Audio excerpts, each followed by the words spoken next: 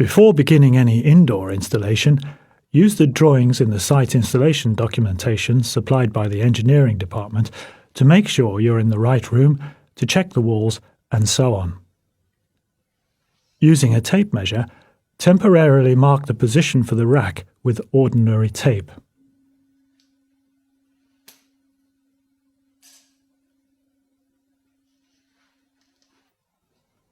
Use a sack truck to transport the rack, preferably with the help of a colleague.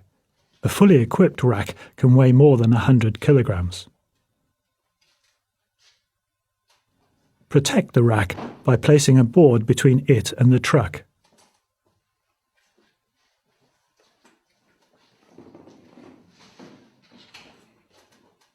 Bring the rack to the mark spot and maneuver it gently into position.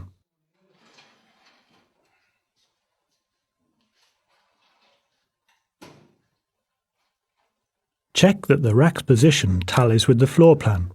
You might be the first to install a rack in this room, so accurate positioning is important for future equipment installation.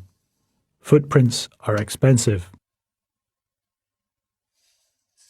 Also check the distance to the wall behind the rack and make sure there's enough room for air to circulate freely.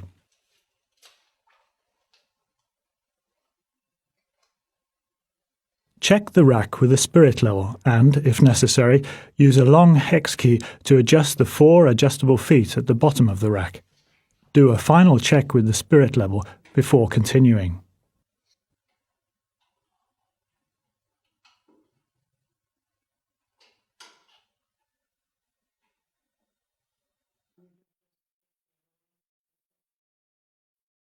After aligning the rack, it's time for the upper attachment brackets.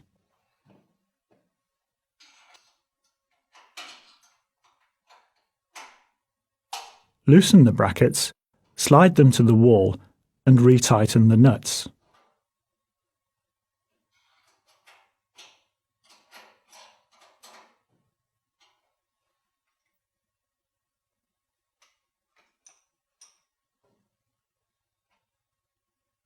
Mark the positions of the bracket holes and move the rack out of reach of drilling dust.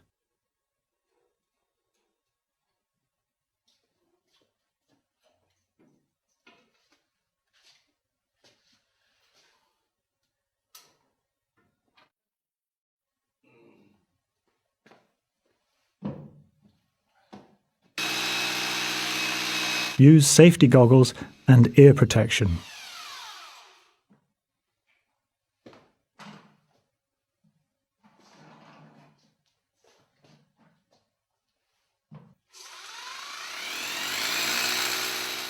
Insert plastic plugs in the holes and gently hammer them home.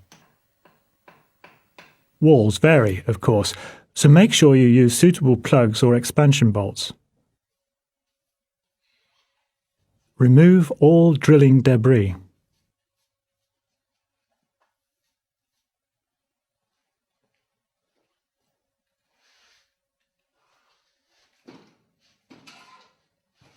Maneuver the rack back into position and tighten the screws or expansion bolts.